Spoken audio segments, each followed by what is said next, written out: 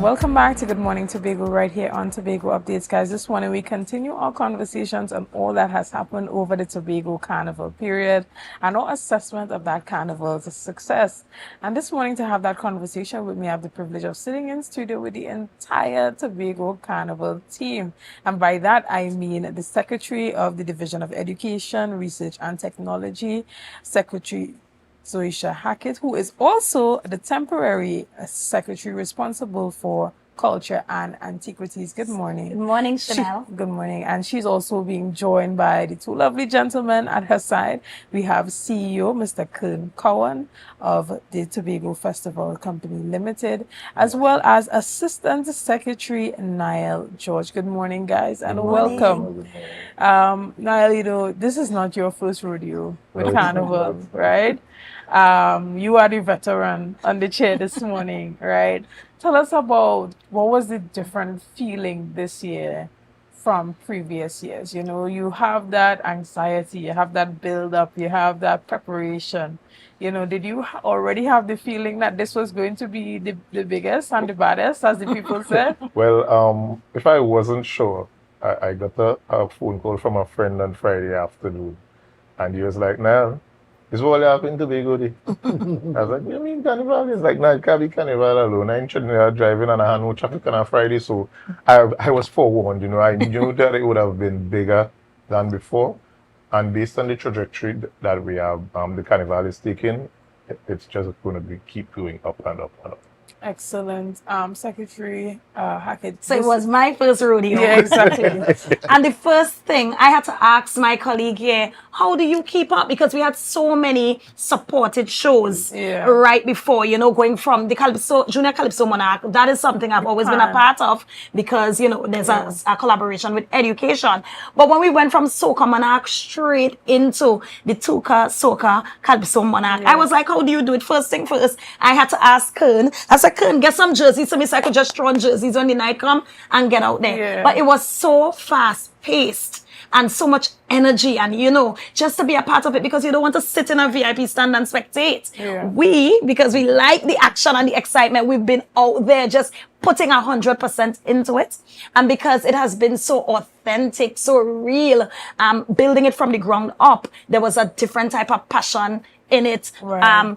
Just so we couldn't just stay from the outside looking in, and that's what usually happened, you know, supporting my colleagues, Secretary Boris and Secretary George, Assistant Secretary George, but being a part of it, the adrenaline rush was crazy, you know. Right. And we can tell that you were very passionate about it because we saw you on the stage at the Soca Titans, and we were wondering if you won the Soca Monarch or if the artists... You know, seeing them going through the auditions and seeing where they came from and then seeing the finished product, it hits different from just, you know, looking in from the outside. So yes, you feel like your baby's all grown up. Excellent. Yes. Mr. Cowan, you know, we saw on social media, you know, your wife took to social media to give you your flowers, and everyone was a part of that celebration of you, you know, taking this role on and, you know, as they say, grabbing the bull by the horn and doing what it takes to try to steer it in the direction of the vision of this administration. Tell us about that journey thus far and some of the challenges that you would have faced leading up to this point.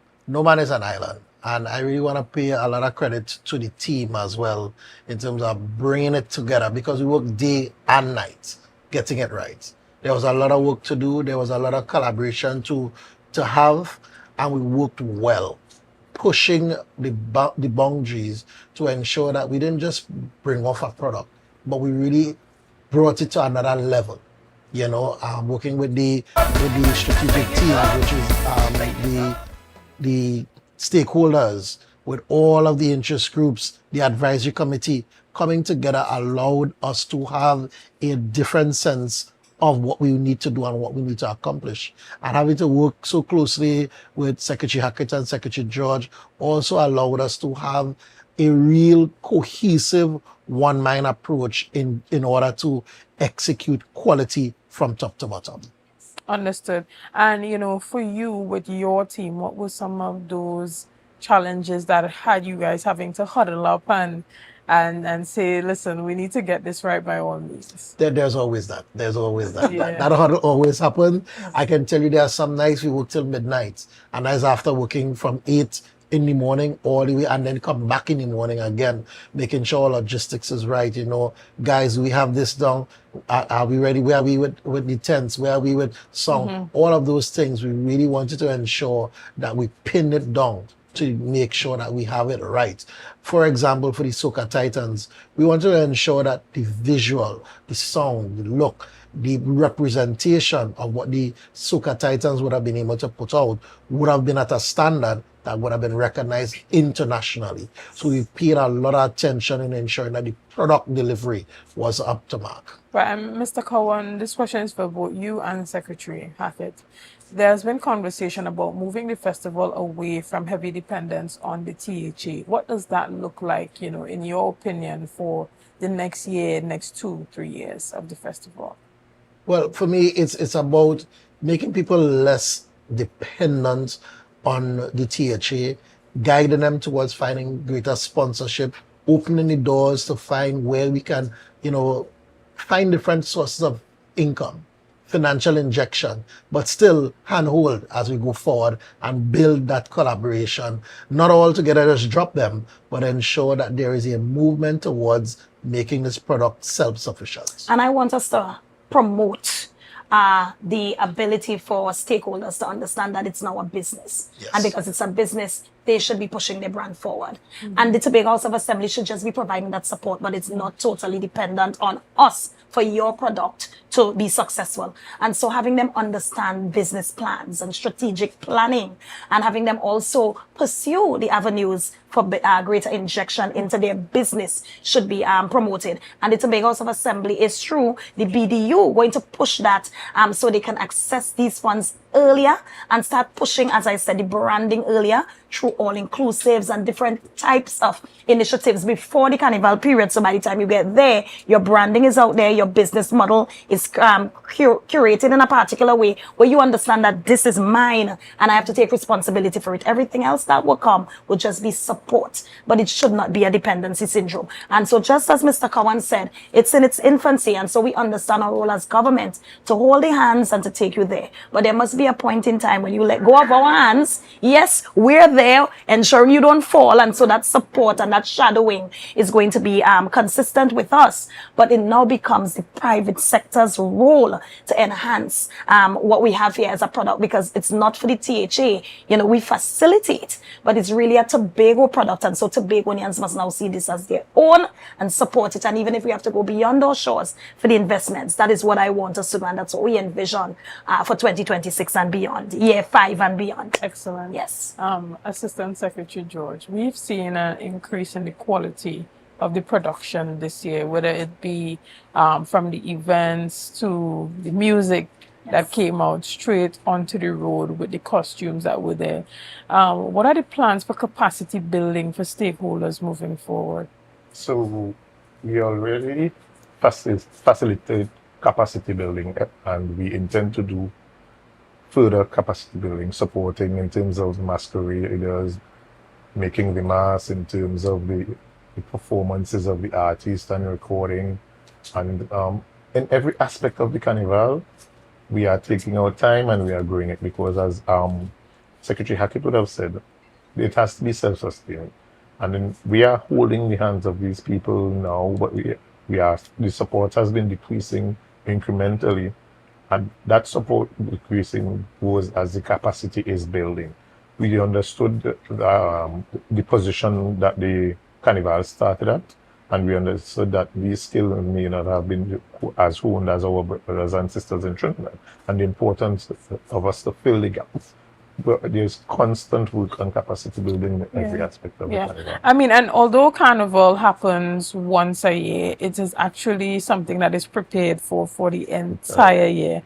So we are happy to see that you were able to come in, Secretary Hackett, to give assistance for that particular festival. Yes. But does that mean And that the Blue Food Festival as and well? the Blue Food, Yeah, right? And both. does that mean that moving forward, because the Carnival can be seen as something that can truly anchor Tobago's economy, specifically as it pertains to bringing in that forex currency, that we may be seeing a situation where there may be a permanent secretary leading that antiquities and culture department to ensure that we pay a lot more attention to building out the festival and other festivals alike. Well, Shenell, it doesn't necessarily have to be I was going to say that. secretary. Yeah. It could be a committee, a commission, Or secretariat, or a secretariat within the Department of Culture that would do the planning, the strategic planning and all of that, so that TFCL can just focus on execution. And I think that's the challenge. We've been overextending what TFCL is responsible for.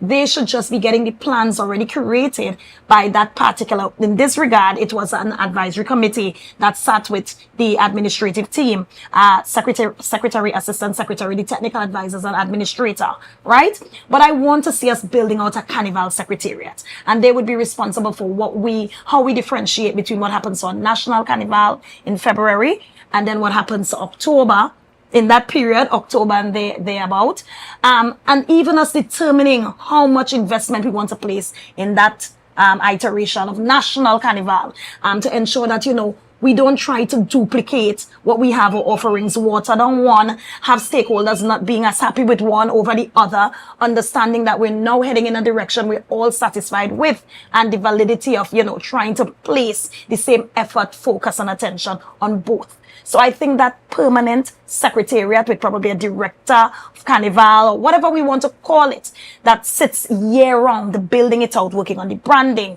the logistics and so on. So by the time TFCL through CEO gets that, it's just to execute. You'd also appreciate the importance of that, because we are an island with so many festivals running concurrently. And then you have, you know, issues with just logistics, getting the build up, down, working the budgets out, paying the stakeholders and all of those who participated in these festivals. It's really a fast-paced industry, and TFCL has a really, really hectic task, because as soon as one is finished, it's time to plan for the next. Right now, we're already having the conversations about national, and you know it's going to be early, very early this year, 15, 16 February. So there is not even a downtime for staff, and as we're there, I want to congratulate them for really working hard, burning the midnight oil, literally, you know, working with a solid CEO and even the board of TFCL for, you know, just pulling off again another Herculean task. You couldn't tell it was year 4. If you were a visitor for the first time, you wouldn't, you know, this is the 4th year. What do you mean 4th year? Coming straight out of COVID and building a product which is not perfect yet. There's always room for improvement, but we're seeing and making strides in its development. So I just wanted to speak to having that permanent base that does the planning, all the strategic planning, and having all of those pillars concrete, so we work from there. And what's working, we keep. You know, we don't reinvent the wheel, and what needs to be tweaked through collaboration and consultation, we do so. CEO, Mr. Cowan, tell us a bit about some of the resource needs to ensure that the festival continues to grow. And in addition to that, what can Tobagonians do if they do have ideas for expanding the festival and making it better? How can they? Well, we are already getting excellent commentaries from our Tobago population about how to really improve. Yes. And we're looking at these comments and we are wowed by the intellect being supported by it. So people are interested. The Tobago population is interested, and that is what is one of the major successes of this carnival, that we have buy-in from our very own people in making it something to go forward.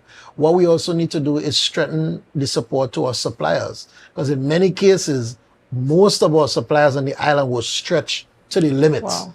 You know, and that was because the number of events, the timing of the events, the consistency, they themselves were stretched thin. So it augurs well to see that now suppliers need to start investing in themselves in a greater way. More tents, more sound, more different elements that would require them to now build bigger.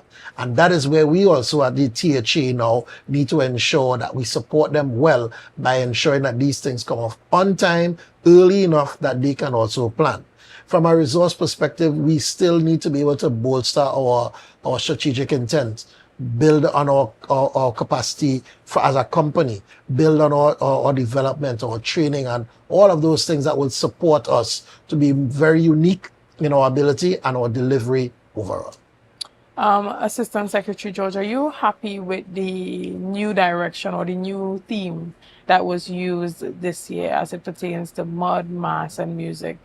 Of course I am. I mean, I'm part of the body that changed it, so it goes without saying. But I think the theme embodies Tobago more than the previous one. Not that the old one was bad, but this one, it gives a better representation of our island.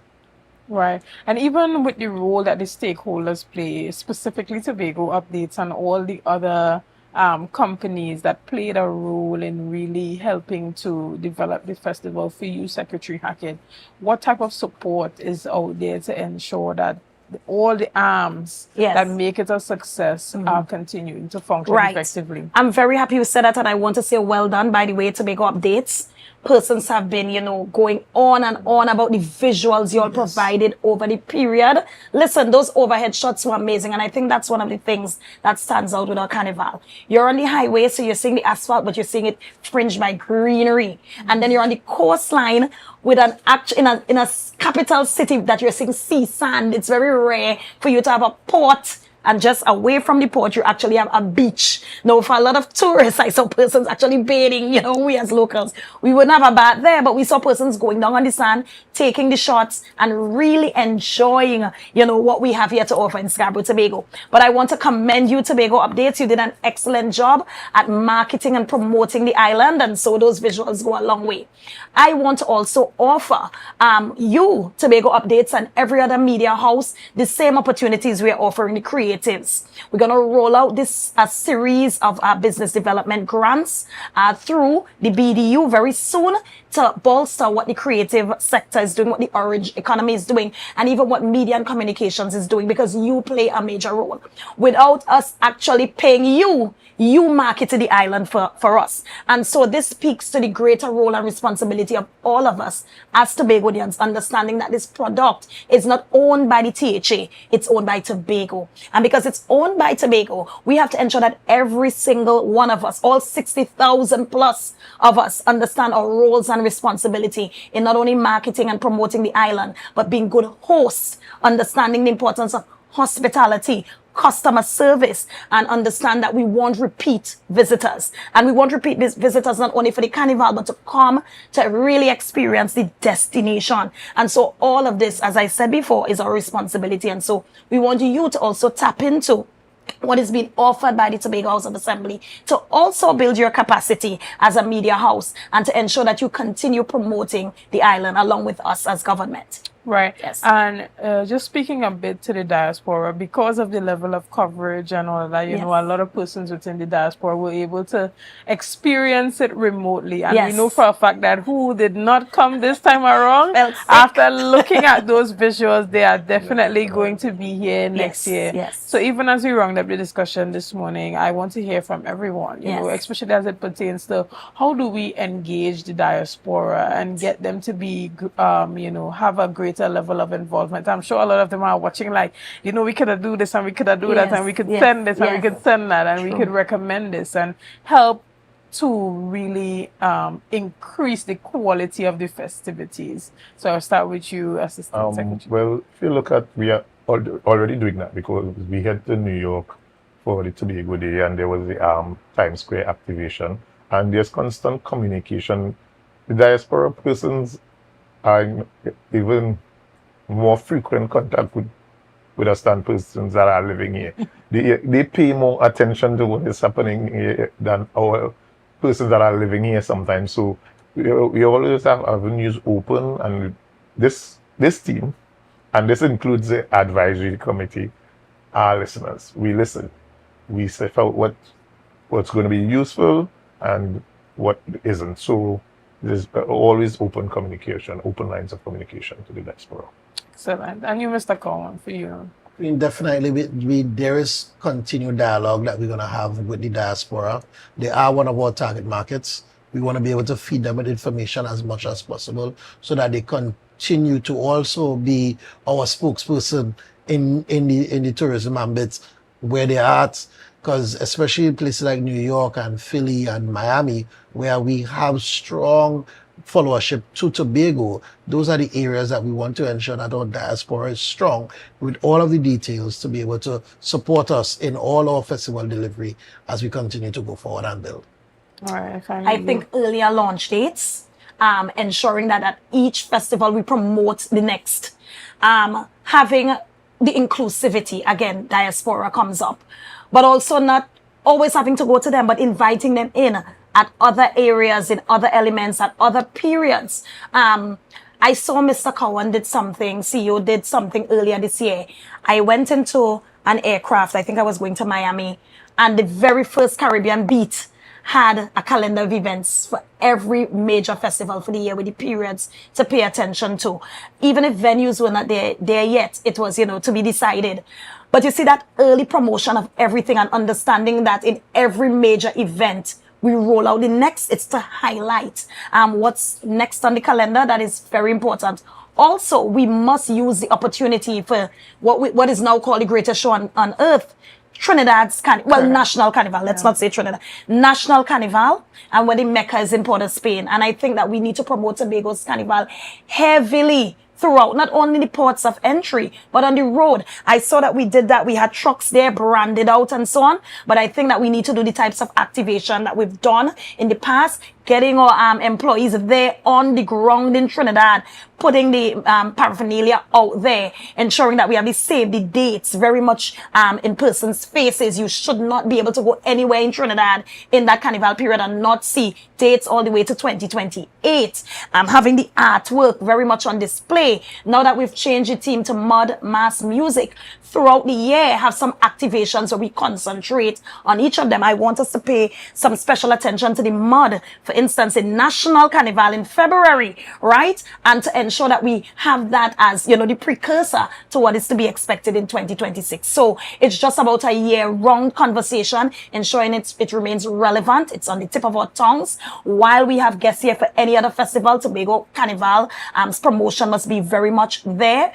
Very much active, very much impactful, keeping the artwork in major places. So having those big banners and so on, we could probably take the smaller decor, the ones that are expensive and that we don't want persons to, walk away with. People are becoming very much attracted to them. And so we've been losing some of them along the way, and we want to be able to be protective of the investment we've made. But I want to see the branded artwork throughout the island all year round. I must be able to come off the airport and there's a big banner, save the date, Tobago Carnival 2026 to 2028, and giving me that pulse. So even if I come for national to relax, because we're gonna call that the great escape. You don't want to be in the hustle and bustle of Trinidad. You come, we concentrate on kiddies, and other elements will build out through consultation of how we're going to differentiate between both carnivals. But I want to feel like I'm here on any time in this 365 days, and I can see the promotion of the carnival on the north side, in the east, at the capital here, and in the west, all throughout the 116 square miles should be screaming what is now our biggest festival.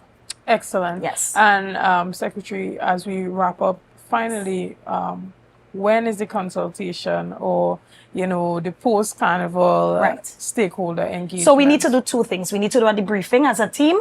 So we'll do that debriefing. Then we'll have a more general consultation with the stakeholders at large. We'll have the public to weigh in. So probably town hall style. So we're not just in a closed room. We hear from the people, and then just coming right off of that, planning for National Carnival. We can't stick at all. It's very early in February, and we don't want to, while we're debriefing off the October, we need to get into the conversations to also get the buy-in for some of the changes we want to make. We've already been getting some solid recommendations from the general public. I placed a post up on social media yesterday. And listen, out of this world in terms of the commentary, and CEO was referring to that. You have Tobagonians who are willing to put in the work with us. Persons who for no cost are willing to give their expertise, suggestions, advice, and we welcome it. I told team that we sit down with the advisory committee and go through every single comment and take it for what it's worth, because we as islanders need to have a stake in this product, and it shouldn't just be, as I said, THA running the show as if it's ours. The entire island benefits from it. And so the Hotel Association or taxi drivers, persons with restaurants and bars, and just general Tobagonians, even our students, should have a part to play in how we build out this product that all of us would benefit from. So we want to have that debriefing. We want to have that major consultation going into the national, and with every step of the way, the public should be a part of it. And so, again, I want to congratulate all of you who took the time to get onto the social media and give your 2 cents, but not only to say how you felt, but to also give recommendations for improvement. I think that's stellar. I think we should continue along that vein, and we want to see more of that moving forward, not only with the Carnival, but when we get into Rhythm and Soul again, if we decide to have one, when we get into Heritage Festival, every festival on this island belongs to Tobago. And so we want your participation in helping us build them out individually and collectively. Excellent. Well, guys, we're going to take a quick break right here, and we'll be back with much more conversation after this. See you soon.